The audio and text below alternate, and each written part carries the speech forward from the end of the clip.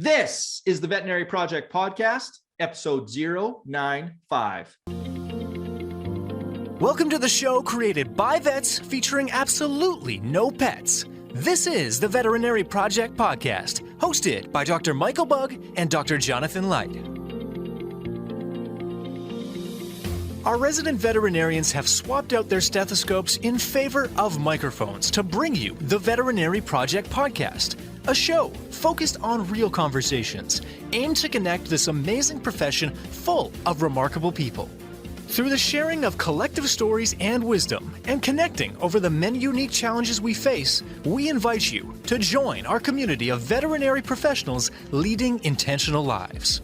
And now, here are the hosts of the Veterinary Project podcast, Dr. Michael Bugg and Dr. Jonathan Light. Hey everyone, welcome back. Another episode of the Veterinary Project podcast. Jonathan, know you're not feeling the greatest today, but you did well, man. A little under the weather, didn't have the energy that I normally have, but you know what? We pushed through it. Why? Because it's for you guys and for you, Mikey B. The emotional, right there, the Veterinary Project. You are tugging on my heartstrings, man. Wow. Dude, that's what I need to do on a daily basis. I didn't really notice the energy. It's funny. I mean, you're a high energy guy. So even if we knock you down 10 or 20%, you're still pretty high energy. You know what I always contemplated, and today was one of those days. It's been a really busy past couple of days. Great. We had Mosaic Manager Summit. We had people together, learning, sharing, conversation, everything that you'd want it to expect. I come off that high and then come down and then sometimes pick something up. But what I go back to is that I find when I'm a little bit under the weather and that energy's down, I can actually focus more. So today got a lot of things done that I need to. When I was playing hockey, when I was goalie and sick is usually when I played the best. So my brain just got into the zone. I don't know why that is. So maybe it worked for this podcast. I don't know. This is fascinating to me. So, just some observations for me. Number one, the reason I even brought it up is you just have so much on your plate, and this is what it is. You're a little under the weather. You can't just take the day off all the time. Yep. You still got to show up and do it. So kudos to that, number one. And then number two was I was going to go, you have been very busy, this week, especially. I remember we chatted on Monday, there's curveballs flying at you. And it's this is what we got to do. Got to pick it up and go. Do you sometimes think maybe this is your body saying, hey man, you can't run at 11 out of 10 all the time? Dude, if that's the case, then I've got 2 14-hour days coming up in the next couple of days here, tomorrow and Saturday. And then I got some travel next week. So there is no time for that. So I'm going to bed. I'm taking my vitamin C and saying, body, behave. You got 5 hours to turn this around because tomorrow's a new day. I got to get all prettied up for ABVMA council pictures, I think, on Saturday. And, you don't want to see the old red nose. Yeah, you got to be looking your best. Nice. And then what you said, because you said 2 days, we're shooting this the recording is here on a Thursday. So you're working into the weekend too. Yeah. So for Alberta Veterinary Medical Association, we have our leadership weekend, which was postponed back in January due to COVID. So we meet as a council tomorrow, all day meetings. And then the start of the event is tomorrow night. And then all day Saturday, we have meetings, events, all the rest. And then we have the leadership conference, the banquet in Saturday evening. And then Sunday, which is Father's Day, we have a whole bunch more. But then I am leaving so I can go spend the afternoon with my family, go to a baseball game, have some fun. Right on, man. You keep that schedule packed. So good for you, though. I know you like it that way, and you get a lot done. We try to. What's happening your way? What's shaking? I guess a couple things I mentioned on the real estate front. I'd said this before we turned record on. We had a fire in an apartment building several months ago. No one was hurt, so that's excellent, but still a big pain in the butt insurance wise. Got that all fixed up, renovated, new tenants in there, away we go. Then it flooded. There was a huge rainstorm. And so literally we are going to rebuild the same units that we just rebuilt again. And it's interesting because if this had happened 10 years ago, maybe even 5 years ago, I would be far more upset, or it would knock me off. And it's like this stuff, whatever. It's just, it is what it is at this point, and it's just roll with the punches. So just to be clear here, you rebuilt multiple suites because of this fire, which in itself is a pretty big deal anytime. And like you said, everybody was safe. You get it all set up. It's all ready to go. Insurance deals with it. And then we have flash flooding, not flash flooding, but we have a lot of rain in Western Canada, of which you said property manager comes in and the water is going through the windows. Yeah. And right back to scratch again. Yeah. Yeah. Oh man. I know. And it's funny. I'm not trying to go back to, like, we had done that episode talking about the race that I ran. And Yes. I had someone reach out and ask me, like, why would you do that? Like, running sucks. Like, and what I had talked about, like, when I was in the heart of it, where it was like, Yep. where you wanted to quit. And I was like, this is why. It's, Yep. like building up that muscle of resiliency, when hard things come along. And it's funny, we had another property where all of our appliances got stolen recently. And it's like, that didn't even register on my radar anymore. Like, we've had that happen before years ago, and it really pissed me off and set me back. Now it's like, whatever. It's like 2 emails, it's dealt with, move on.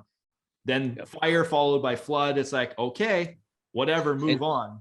And isn't it interesting? And you could have let that absolutely affect you, even though it was absolutely outside of your control. You had the choice. You had the pure choice of what you're going to do with it. It's really good. I sent you a text yesterday, of which I never got a response back. We were in a manager summit. We had a great 2-hour workshop with Dr. Elaine Clemenson, one of our early podcast guests. And so again, I'm putting a plug in for her. It was a fantastic 2 hours. We're going to have her back in, I hope. And one of the points she discussed was emotional contagion, where you have that negativity in the workplace or surrounding area, and then it spreads. And I have to do some research, because this is, I think, what we're talking about in veterinary medicine, where, you and I have chatted about this, and I'm going on a wormhole, in that we get to choose how we react to the situations that are in front of us, whether they are in our control or out of control. So I'm hearing what you're saying about both the running as well as the flood here. And I go, wow, that's a big deal. But no, you've spun it. You've taken it in a different place of going, you know what? I get to look at this the way I want to, and I'll deal with it the way I want to. So cool. Yeah. And I mean, it definitely takes time. I certainly have not been this way all my life. Like, you have to put the reps in, and segueing into our conversation here with Casey, that comes up in the conversation where, he recognized some things were out of alignment, and then he just made the choice, made the decision. I'm going to change my environment, make it what I want. So, yeah. So cool to listen to Casey in this discussion, and just in terms of even hearing how steady and consistent and the things that he's learned over his last, 6 years now of locuming. I think this one's going to be a good one for people, and wraps together with this conversation really well. Yep. Yeah. And I say when we get into it, I've been following him, online, and I knew him from back in vet school. Mhm. And it's just really inspiring, very similar to last week, where, just creating the life that you want to live, and first recognizing, what does that life look like? Okay, how do I make that work, with my personal life, with my work life, and bringing those together. So took a while to track Casey down, because he is a busy man. Literally works coast to coast here in Canada, all in Vancouver, over in Prince Edward Island, been in Australia, the United States, kind of working all over. So Dr. Casey Gaunt grew up in Virginia and started working at a horse ranch when he was a teenager. This created an interest in animals in general, which is what made him want to go to vet school. He went to Virginiatech for a bachelor's degree in animal and poultry science before getting into vet school in 2002 at Virginiatech. This led to an internship in Saskatoon at the WCVM, where he then decided he wanted to specialize in internal medicine and met his now husband, Joe.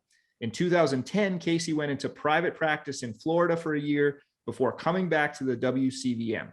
He supervised the ICU for 2 years before moving back into internal medicine until January of 2016. At that time, he wanted to find something different in his career and left the WCVM. He began doing locum work while figuring out what he wanted to do long term. It turned out that Casey ended up really enjoying being a locum, and that has been his full-time gig ever since. And you'll see in the conversation, we spend a lot of time kind of unpeeling that and talking about how at first he didn't know what he was going to do. And it turned out it was kind of right in front of him. You know, after quitting at WCVM, it was less than 2 hours. He gets a phone call and away he goes into what he has now been doing, you know, for the last 6 years. So really inspiring conversation. You're going to enjoy it. Dr. Casey Gaunt. All right, Casey, great to have you. As I've said before, I've been watching your social media, I guess, for years. And the thing that really jumps out to me and why I really wanted to have you on for our guests is you live a very cool life, in my opinion, right? I'm watching you. You're in Spain, you know, you're in Belgium. So we're happy to have you. You're coming to us from Saskatoon, Saskatchewan, Canada. Maybe not the most exotic of your travel locations, but thanks for joining us today. Yeah, thanks for having me. And we should add, he's got a super cool background, I think, for those that may be checking it out on YouTube. I think Jonathan has like a budding musician in him, because every time one of our guests has a musical instrument in their background, Jonathan is drawn to it. I just look at it and go, man, I wish we could play that thing, of which I cannot. Yeah, I'm not very good either. It's a byproduct of the first several months of COVID and not being able to go anywhere. Just pull out the guitar from the basement. So nice. Okay, Casey. So let's maybe set the scene here for our listeners, because you've had a very varied career. You know, when I first met you when I was a student at WCVM, and I think you were doing either your internship or your residency. But let's kind of walk through kind of some of your career path to get to where you are now, which is basically a specialist that does locum work. Yeah, sure. Well, I mean, it kind of started when I was in undergrad. So I did an animal science degree at Virginiatech, which is pretty close to where I grew up. And that kind of led me to vet school. Took a little while for me to get into vet school, but you know, once I did, decided that even though I'd worked with horses most of my teenage years, I kind of focused more on small animals. And so from there, I was lucky enough to get an internship in Saskatoon at the WCVM. And that was where I really got to work with people like Sue Taylor and Tony Carr. And that made me really enjoy internal medicine. So I think largely because of them. And one of my teachers at vet school too, David Pansiera, they were just the kind of people that I wanted to be. And I liked how they could always figure everything out, you know, even when they didn't know the answer. So that made me want to do a residency in medicine. And I was lucky enough to be able to stay here at the WCVM and do my medicine residency. One other thing kind of played a role in that, I met Joe, my now husband, during my internship, and he was staying here to do his PhD. So it was pretty lucky that we both ended up being able to get kind of, I guess, graduate programs here at the same time. So, yeah. And after I finished that residency, I was super keen to go into practice and, you know, be busy and make money. And after living in Saskatoon for 4 years, I decided it was time to go someplace warm. So I took a job in Florida, kind of right next to the beach, and started practicing there while Joe finished his PhD. And then one day he called me and said he had the opportunity of a lifetime to work with pigs doing a postdoc, which I think is kind of fun coming from a Jewish vegetarian. But he decided, hey, well, I'm going to take this job. And so I quit my job in Florida. And I was timing wise lucky that the WCVM needed somebody to run the ICU program for a little while. And so I did that for a couple of years before going back into internal medicine for a few. And it was a lot of fun. You know, I love teaching. I love working with the students and the interns and the residents. But you know, after doing that for a while, the day-to-day grind just got a little bit too much. And so I decided it's time to move and find something else to do. I didn't know what. I just knew that being kind of as busy as I was 24 hours a day, that wasn't a way for me to be happy. Made me really cranky and frustrated all the time. And I think it really impacted my relationship with my friends and Joe. And so, yeah, I decided to leave, and I left in January of 2016. And again, got very lucky because a friend of mine needed somebody to fill in at his clinic in Edmonton. One of their other internists had just had a baby. And so I started filling in a couple weeks a month. And the whole point was to do that until I figured out how to get a real job. And I never have. So I just kind of have been lucky enough that people ask me to come and do locums, and it keeps me busy kind of as much or as little as I want, which is the part that I really like the most. I have learned that I'm not the kind of person that can do things part way. I don't have a really good ability to say no and to not do things. And so being able to walk away at the end of a locum period, whether it's a week or 2 weeks or a month, it's sort of a natural cutoff for me so that I don't become over involved in things. Yeah, I like that. So before I go on that, I think you're being a touch modest with the use of the word lucky here, because I mean, I'm not even in the specialist world, but even being in Saskatoon, I was like, your reputation kind of precedes you. And I would argue it's, you know, how hard you work and how much you put in and how much you care about your patients. I don't think it's luck that your phone is ringing and everyone wants you to come work at their clinics.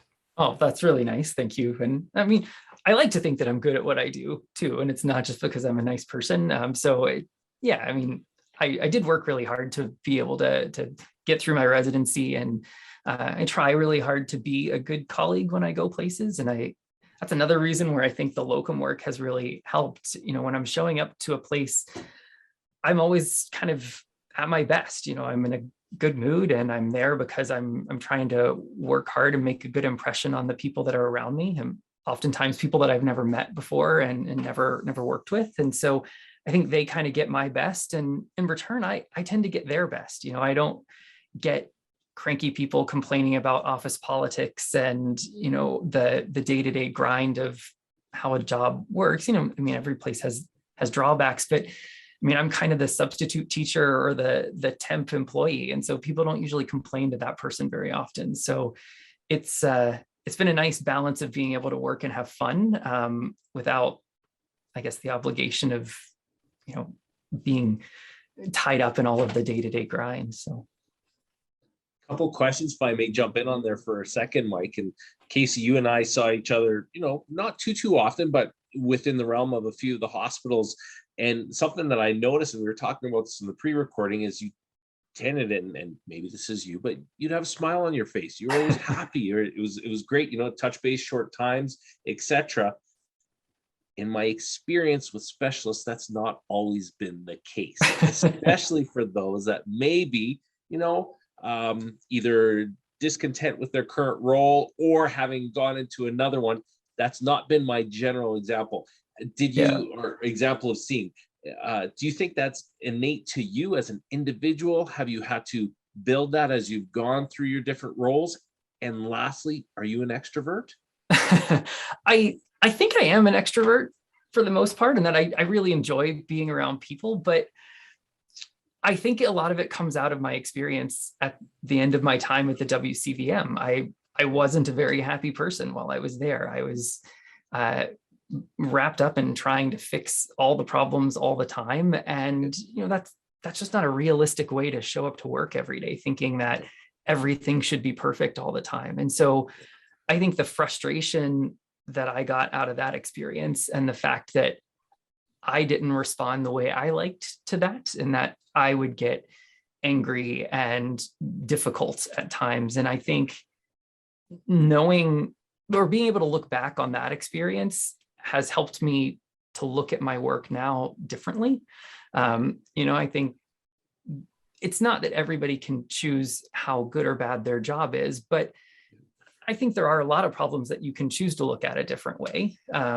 And the key for me is knowing that I'm there for a short period of time. And so kind of whatever the problems are, they don't really affect me the way that they used to when I was somewhere all the time. And so I think it kind of caters to my personality to be able to be a nice person when I'm there temporarily rather than full time. At least that's how I think about it anyway. So.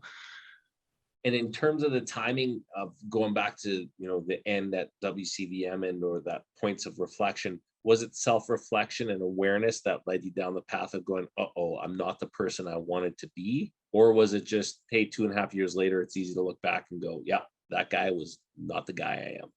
You know, that is the biggest reason why I left, is I didn't like who I was and how I was reacting to things. You know, I didn't spend very much time with my friends or my husband, and I was unable to have conversations about things other than work.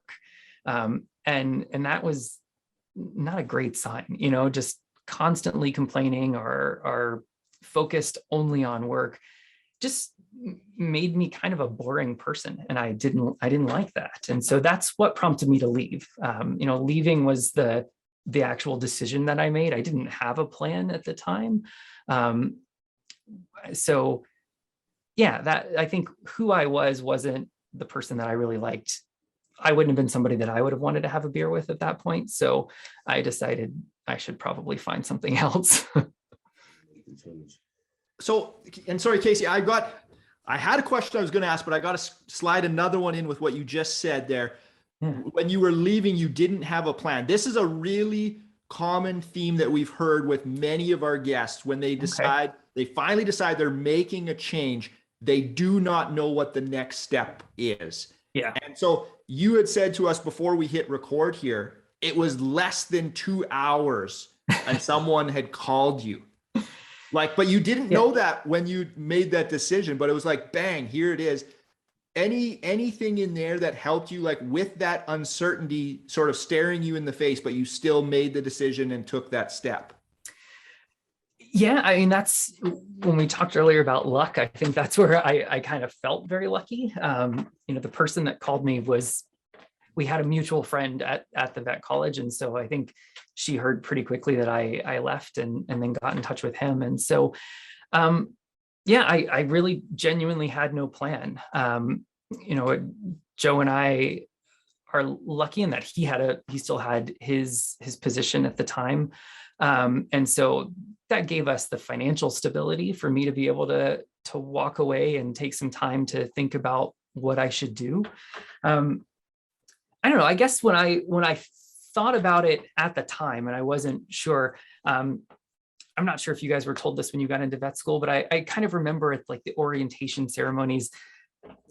I don't know if it was the dean, one of the faculty members standing up and saying, you know, welcome to veterinary medicine. You know, one of the amazing things about this profession is you can do so many different things and kind of whatever you want. You know, you can be in research, you can be in academia, you can be in private practice, you can be in industry. You know, there's veterinarians that do all kinds of things. And I always thought that was, I don't know, maybe just a little bit of puffery and saying, oh yeah, look, we're all wonderful and it's great that we can do anything we want. But I guess when the chips were really down, I sort of fell back on that. I'm like, well, they said we can do anything we want. So there's got to be something else other than what I'm doing right now. So I don't know, that was maybe floating around in the back of my mind, but I guess I just assumed that Joe and I would try to find academic positions at a different university somewhere. You know, Joe very much likes research, and I really, the teaching is the part that I like the most of all of it. But within Canada, there aren't terribly many options for vet schools. And I mean, most vet schools are located in places that maybe aren't like everybody's favorite place to live. So it was a little difficult for us to decide where we would want to go, you know, or if we would even want to go somewhere else. And Joe was very happy with his job here. And so, yeah, there genuinely was no plan other than I know what I didn't want to do any more of. So. Nice.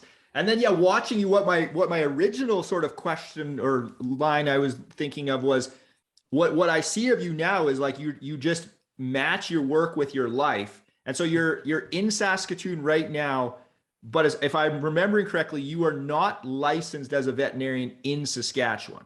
No, actually. So, you know, Joe's still on faculty at the WCVM. And so we still live here, same place we've lived since, I think, 2007. And yeah, so whenever I'm in Saskatoon, it's just for vacation, really. It's, I mean, I do all my like bookkeeping and paperwork and oftentimes medical records and stuff remotely. But yeah, when I'm here, I'm never working.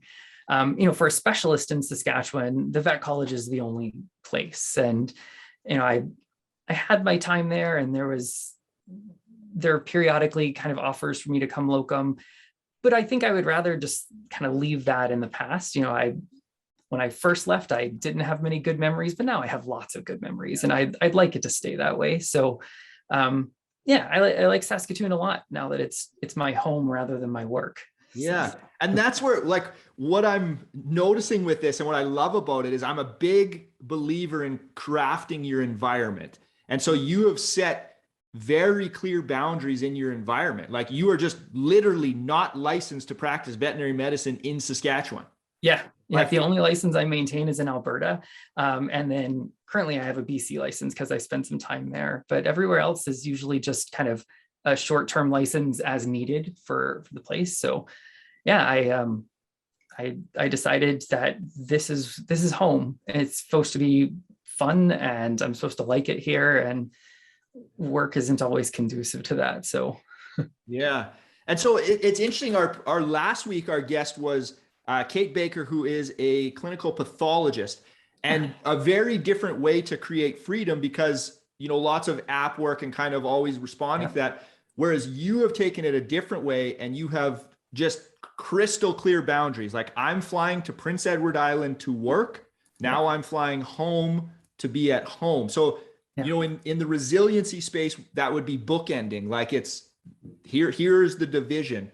And then you were telling me a bit about how you like craft your schedule and like do kind of these periods of pulse work. mm-hmm. I'm curious how that looks, because that's also appeals to my personality. Like, I love, like, here's a project, we're taking it down. Now I'm taking 2 weeks off, or whatever that looks like. Yeah. And I think that sort of developed just because of the nature of locum work in general. People will say, hey, somebody's on mat leave, we need coverage for 6 weeks, or, we need coverage for 2 weeks because everybody's going to a conference or something. And so that allows me to group things pretty good. And even though I really like Saskatoon, Saskatchewan winters aren't a whole lot of fun. And so I tend to try to be elsewhere in the winter time. And so I'll work a lot more in December, January, February, March, and then try to pull back a little bit in the summertime so that I can enjoy the nice times of year here. And Joe teaches the bacteriology course in the fall. And so he's pretty intensely busy through the fall semester. And so it's easy for me to be gone. And it actually probably helps him out that he has peace and quiet to work as much as he wants. And then in the springtime, he doesn't have a course that he teaches. So his schedule is a lot more flexible. So we can travel or, just be home and actually see each other once in a while, because I guess that is one of the big downsides of what I do, is that I'm gone a lot. The last couple of years I've been super busy, I think like everybody in veterinary medicine. And so I've been gone probably away. I've been away from home more than I've actually been at home. And so I usually try to find a balance where that's not the case. But Joe's flexible schedule allows him to come and visit me sometimes when I go places. So if I go to PEI, where I've been going a little more regularly for a month, he'll usually come for a week or two.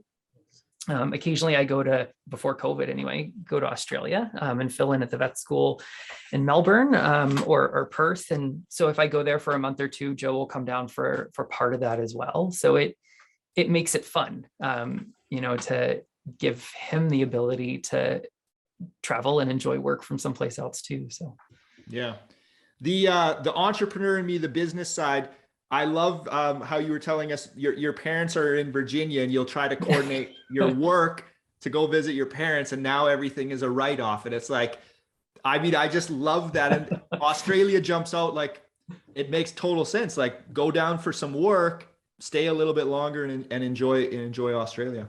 Yeah. And that's actually been a big thing is, I have the places where I routinely go, but when I try to supplement jobs, it's always someplace that we want to go. And, we'll hang out, like you said, for a couple of weeks after, or before COVID, I was in Sydney, Australia for about 3 months, and I worked there like 3 weeks a month and took a week to travel each month as kind of part of the deal. And so it's good because it's a long way to go and not a cheap way to, or not a cheap trip to take. So if work can help pay for that, then makes it easier. Nice.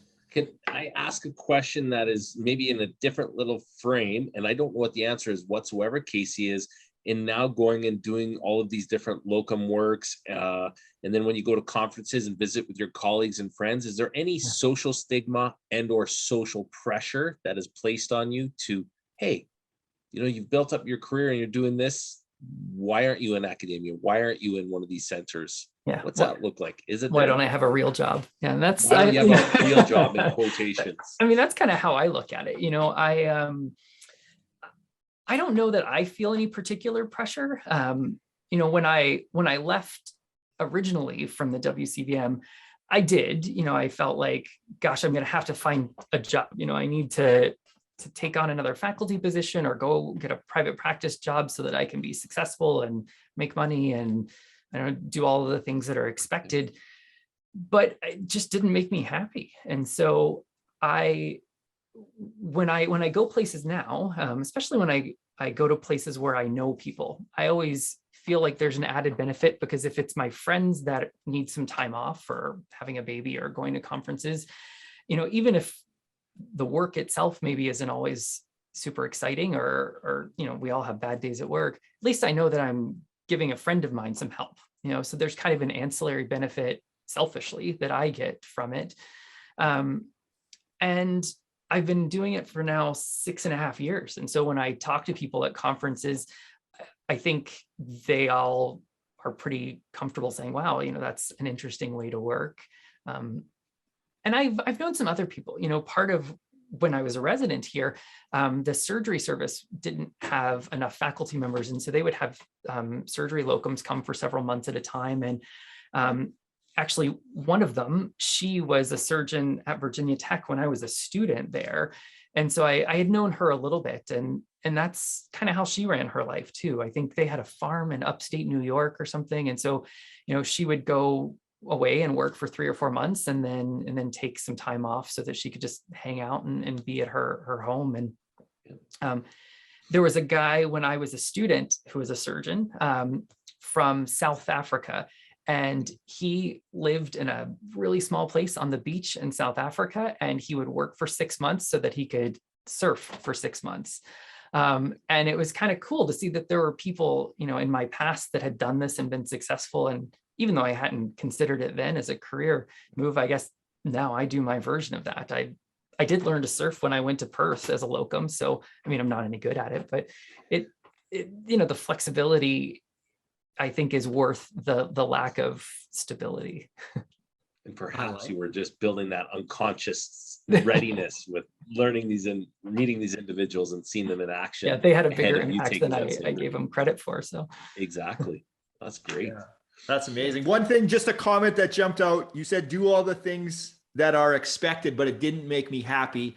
Yeah. I'm just more saying that to highlight it. We just see that all the time where, you know, there's this list of expectations that people are maybe trying to live up to, but at the end of the day, it's just not making them happy. So that's where it's like, I think it's the most courageous thing, how you're like, I know people expect this, but I'm still going to do this, even though it's not quote unquote a real job, you know? Yeah. Well, I mean, when I left, one of my biggest, I guess, regrets or worries, or the thing that I felt, I think, guilty about was, you know, Sue Taylor and I worked really closely together. You know, she was my residency supervisor, and she and we worked on clinics together all the time. And she was close to retirement at that point. And I think her plan had been for me to sort of replace her. And we talked about that some. And so when I walked away before she retired, I felt pretty guilty about that. And especially because I was walking away because I didn't think the environment was a great place to be. And so leaving her behind in that, I carried a lot of guilt around for a while, but we are still in touch. And actually a couple of months ago, she and I both went to PEI and Locum together, just the two of us again. So it was just like old times, you know, and we had a blast. And you know, she gave me a little bit of a hard time for abandoning her, which is all in good fun. So yeah, I think the things that I worried about or that concerned me, I think maybe were mostly in my own head. You know, maybe they were real at the time, but life goes on and everybody I guess everybody's replaceable in a way. That was one thing when I left. I think when you get really frustrated and walk away from someplace, you're like, oh, let them just do it without me. Fine. And of course they do, and everything goes along just fine without you, because we can all be replaced. But yeah. Interesting.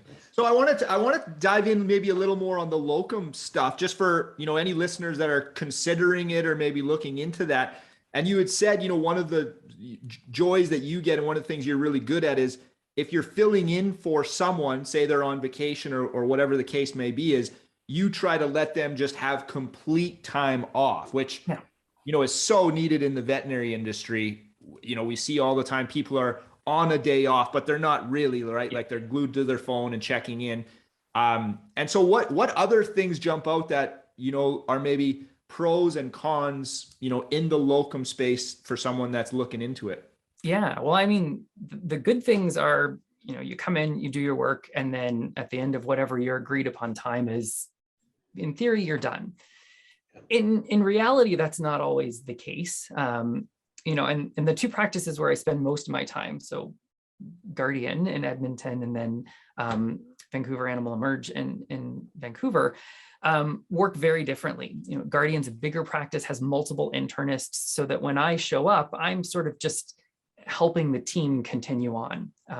There's an infrastructure there that's sort of built up. There's a continuity between all of the technicians and the service as a whole. And so I do my work, and once I leave, the other internists kind of take care of any of the cases that are kind of lingering afterwards, lab work that's pending, patients that come back for rechecks.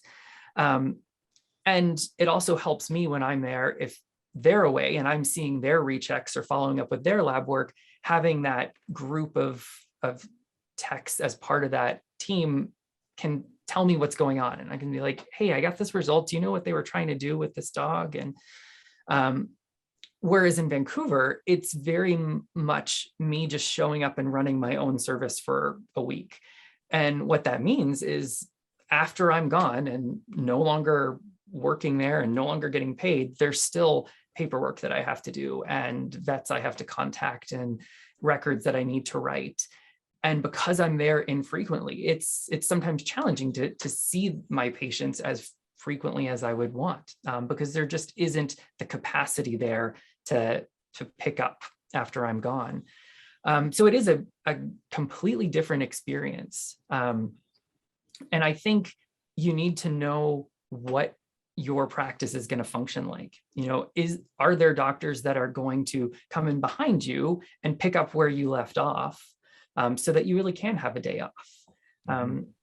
Because if you're not working somewhere full time, you're probably getting paid by either the hour or the day. And so if you spend the next 2 or 3 days doing paperwork and calling people, you're not getting paid for that.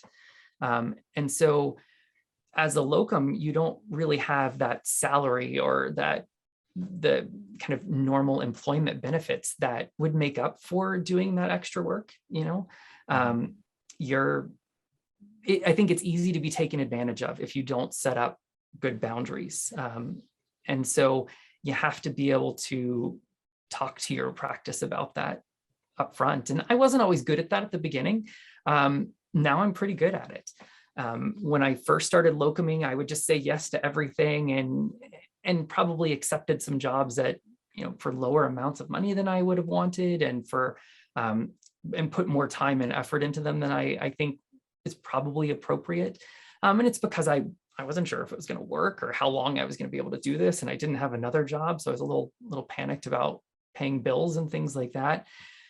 But now I've learned that if some people say no, or, that deal doesn't work for us, and I can just say, okay, well, that's great. Good luck. And if I hear of anybody that's looking for a gig, I'll pass your name along. It's okay. It's okay to say no to things, and it's okay to pass on a job. But I still feel a little bit weird when I say no. There's a practice that I've been talking to right now that we're having a difficult time agreeing on what the expectations are for everybody. What they want me to do isn't really what I want to do. And I've learned that you need that to be really clear right up front. Because the only time things have ever gone badly for me are when people thought I was going to be, showing up and on call, 7 days a week for 3 weeks and coming in after hours and on the weekends. And I mean, that's fine if they're going to pay me to do that. And if I'm, expecting it, but yeah, that is the biggest thing, is just, you have to be really clear, and you can't worry about hurting people's feelings, because it's not personal. I mean, when I tell a practice how much I want to get paid, it's not because I don't like them, it's because this is what I think I need to get paid in order to cover this amount of time for you. And luckily, I've never had anybody react badly. I've had some people say, yeah, we hear you, but that's more than what we're willing to deal with. That's fine. Yeah. I mean, I couldn't agree more on the clearly setting expectations up front. Like that is just so key. And it's kind of, unfortunately, it's one of those lessons I think everyone has to learn by not doing it, and then having to dig out of these sort of confusing expectations and feeling that pain and being like, damn it, I'm not doing that again. Yeah. I have just started for practices where I don't know someone, if I'm not just filling in for a friend. I've actually just kind of drawn up a contract that I've started sending to people because of a few experiences where we've talked about it on, Skype or Zoom or whatever. And we're all like, great, yeah, it's fine. I'll be there on Tuesday, I'll work. And you get there and it's just a completely different thing than what you expect. I've shown up to clinics where I had one technician who was also responsible for like taking patients in, collecting all the blood, running all the blood work, setting up all the equipment, discharging the patients, cleaning all the equipment. And like, that was just way too much for her. And so my time was largely wasted there because we could only see 2 patients a day because she was run off her feet. And so now I try to make it very clear to people, like, we can be as busy as you are staffed for, so if you have expectations that we're going to see, 5, 10, 15 patients in a day, that's fine, as long as there's enough people to do it. And I've made enough mistakes now that I've been able to write them all down to say, here are the things you shouldn't do if you want this to work for you. But sometimes people, I've found some clinics don't actually really care how many patients that I see. They just want somebody there to keep the service going while their other staff is away. To answer phone calls, to talk to referring vets that have questions, to follow up with rechecks, and to handle like a minimal caseload. So that works really well for some places. Other places want me to see as many new patients as I possibly can, and that's great too. It's just you need to know what they want you to do before you show up. Nice. You'd said another thing. It was around the mechanism of support. So laying out the clear expectations. Mm-hmm. But then also, if a case doesn't go as planned or there's a hiccup along the way, sort of knowing what level of support you're going to receive, from that clinic, and how it can vary, clinic to clinic. And that's a great question. And I think one thing that being a locum is I don't really have a lot of long-term clients. I mean, there are clients that I see, multiple times. But as a specialist, what I try to do with most of my clients is I see the new referrals, and my hope is that I can get a plan together so that I can have them go back to their general practitioner for their follow-up care. I mean, I think from an interpersonal relationship, I mean, clients trust their GPs. They don't really know me other than the one meeting I have with them. And, for blood work and medications and food, those are all important revenue streams for general practices. And so I try to have most of my clients go back to their GP clinic so that I don't end up having to see them multiple times, especially if, like Vancouver, I'm there once a month. That's not frequent enough to see some of these patients.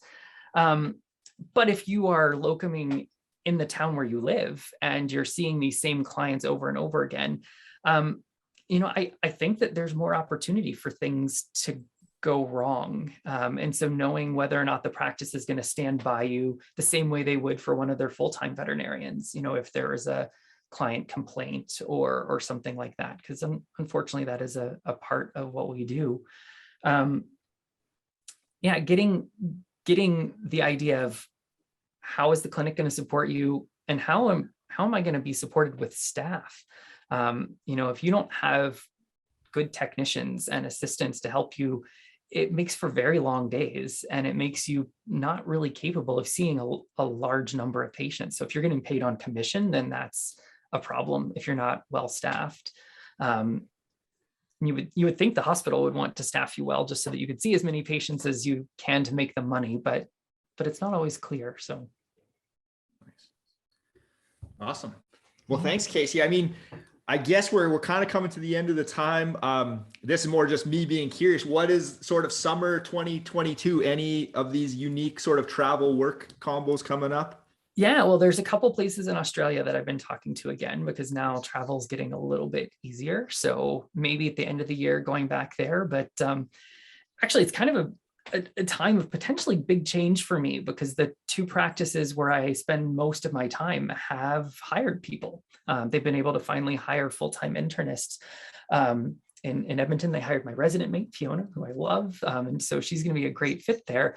But it probably means that I'm not going to be as needed, which is great for the practice. And same thing goes in Vancouver. I started going there with the hope of being able to build their internal medicine capacity so that they would be attractive to somebody wanting to come for a full-time position. And I don't know for sure, but I think that they're getting somebody. So I'm kind of at this juncture where I might need to find new places, which is exciting. I think if this had happened a couple of years ago, I've been really nervous about it. And now it's just kind of wide open. I was kind of laughing. I'm trying to collect all the provinces. I'd like to locum in every one. So we'll see if I can get the rest of those. And potentially some things in Europe. I've never actually worked in Europe, but there's some vet schools that need locums and things. So yeah, I don't know. The future is wide open and kind of exciting. So we'll see. That's an exciting place. And I guess there it is for all the listeners. If anyone's looking, I think you had said, well, if you can't fix it with a scalpel blade and there's not another specialist, you cover it. Yeah. I think that's the good and bad of being an internist, is sort of, if it can't be cut and there's nobody else to do it, we're the ones that see it. But luckily there's lots of cardiologists and neurologists and dermatologists, so you can send them to them. But that's the most fun thing about showing up to new practices in the States or Canada or Australia, is everybody does things differently. I mean, there's 1,000 right ways to do everything. And so bouncing around like I have has really made me way more comfortable with things, because I can just show up and be like, well, I don't know, I haven't done it this way, but I've seen somebody, and you never know. Every day is exciting as long as I can take time off in between them. So I like it. All right, Casey. Well, with that, we're going to kind of pivot over into our impact round here, a series of short questions for you. Okay. Are you a cat or a dog person? Ooh. Dog person. Dog. True or false? I knew I wanted to be a veterinarian since I was a kid. True. And I only know that because my mom gave me a picture that I drew when I was in like elementary school that said I wanted to be a veterinarian. If I hadn't seen that, I wouldn't have believed it. I like it. How would your friends describe what you do for a living? Ooh, I